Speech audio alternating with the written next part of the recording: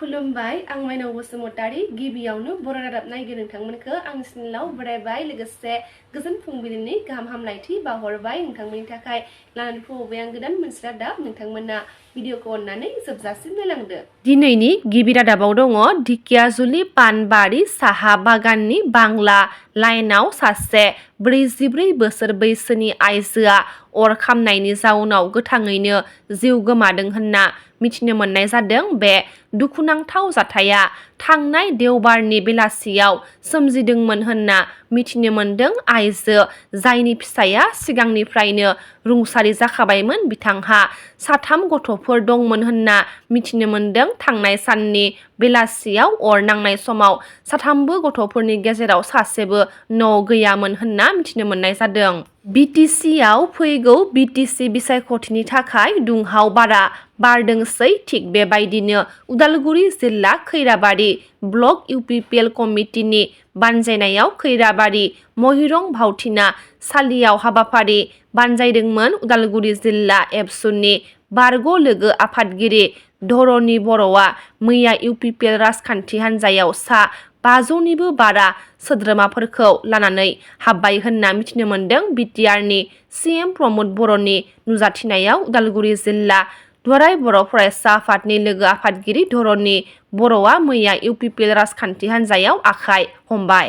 मोनसे दुखुनांथाव रादाब तामुलपुर जिल्ला कुमारिकाटा हाग्रा बिफाननि आवथायाव गोग्लैनाय बगाजुलि सोमलिगुरि गामिनि रनजित ब्रह्मआ हाग्रानि मैदेरजों गाग्लोबजानानै जिउ गोमाबाय होनना खौरां मोननाय जादों। गागि बर' दोरोङारि हारिमुगिरि बारलांफा नार्जारिया आसाम गौरब बान्था 2024नि थाखाय सायख'जाबाय। मख'जाथावदि आसाम गौरब बान्थाया रायजोनि गोजौसिन नोगोरारि सन्मानफोरनि गेजेराव मोनसे जाय सुबुंफोरखौ गुबुन गुबुन बिथिङाव बिथांमोननि साबसिन बिहोमानि थाखाय गनायथि होयो। बर' दोरोङारि मोसानायखौ जौगाहोनो आरो संरैखा खालामनो बारलांफा नार्जारिनि गावखौ बाउसोमनाया ओनसोलारि रोंग'थिफोरखौ फेदेरनाय आरो गुवार जौसाङाव बर' हारिमुखौ दिन्थिफुंनायाव गोनांथार बिफाव लादों। बिथांनि नाजानाया बर' हारिनि धोनि हारिमुआरि दोरोंखौ संरैखा खालामनायाव मख'जाथाव बिहोमा होदों।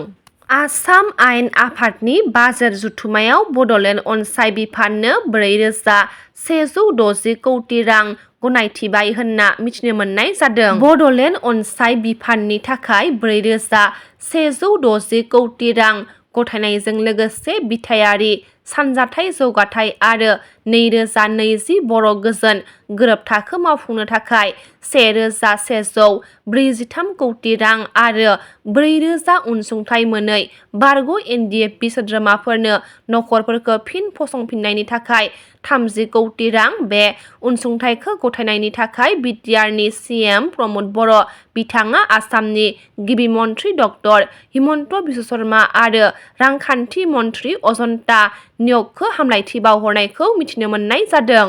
एनडिएफबिनि गायसनगिरि गेदेमा रन्जन दैमारिनि सार बिथांनि देहाखौ चेकआप खालामनो थाखाय मैया गुवाहाटी मेडिकेल कलेज हस्पिटालाव लाबोनायखौ नुनो मोननाय जादों। बिथां एनडिएफबिनि गायसनगिरि गेदेमा रन्जन दैमारि सार बिथाङा बयखौबो गाहाम हामलायथि बावहरनायखौ नुनो मोननाय जादों।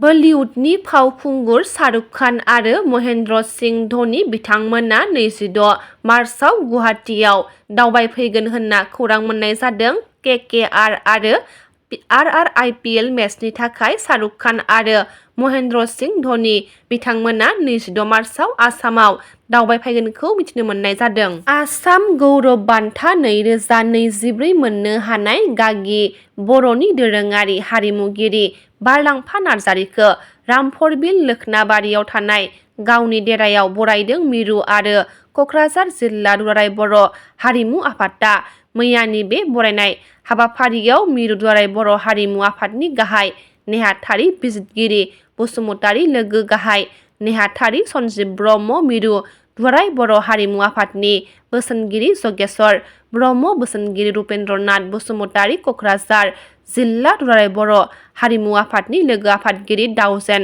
ब्रह्म आरो गुबुन गुबुन बिबानगिरिफोरा बाहागो लानायखौ नुनो मोननाय जादोंमोन। बर' थुनलाइ आफादनि गोदानै मावखुलि बेखेवनो लाबाय मैया उदालगुरि जिल्लानि सिङाव थानाय आम्बा गामि ओनसोलाव बिटिआर सोरखारनि अनसायनायाव WBT फान्डनि 25 लाख रांनि नब्लां बिटिआरनि गाहाय मावफुं सोद्रोमा प्रमद बर' बिथांनि बर' थुनलाइ जौगानायनि मोनसे बाखनायथाव बिहोमा मैयानि बे नब्लां बेखेवनाय हाबाफारियाव बिटिआरनि MCLA सन्जय सोरगियारि साहित्य एकाडेमि बान्था मोनगिरि नन्देस्वर दैमारि उदालगुरि जिल्ला UPPL राजखान्थि हान्जानि गाहाय नेहाथारि बिनुएल औवारि आम्बागामि प्राइमारि कमिटि बर' थुनलाइ आफादनि आफादगिरि भबेन सोरगियारि आरो UPPL राजखान्थि हान्जानि दैदेनगिरि आरोबाव आम्बागाव दख'रा दुलाराय बर' फरायसा आफादनि आफादगिरि अमित बाग्लारि आरो गाहाय नेहाथारि रितुल खाख्लारि आरोबाव गोबां मेलेमजिबि सोद्रोमाफोरा बाहागो लाफैदोंमोन। बे गोदानै नब्लां लुनो थाखाय बेखेवनाय हाबाफारियावनो बिटिआरनि MCLA सन्जय सोरगियारि आरो साहित्य एकाडेमि बान्था मोनगिरि नन्देस्वर दैमारि बिथांमोना माखासे बाथ्राखौ बुंथियो। 43 नं तामुलपुर LACनि गपाल गसाइ थानाव 8 मिटार स्लेब कालभार बेखेवदों CM प्रमद बर' बिथाङा ओनसोलाव फोनांजाब आरो बिथायारि सानजाथाइखौ आरोबाव गोख्रों खालामनानै मैया 43 नं तामुलपुर LACनि गपाल गसाइ थानाव 8 मिटार स्लेब कालभार बेखेवदों CM प्रमद बर' बिथाङा। नि रादाबा एसेनोसै गाबोन फिन गोदान रादाब लानानै लोगो मोनगोन। नोंथांमोना भिडिअखौ जोबजासिम नायब्ला अन्नानै लाइक शेयार कमेन्ट लोगोसे साबस्क्राइब खालामनानै होदो। गोजोन्थों।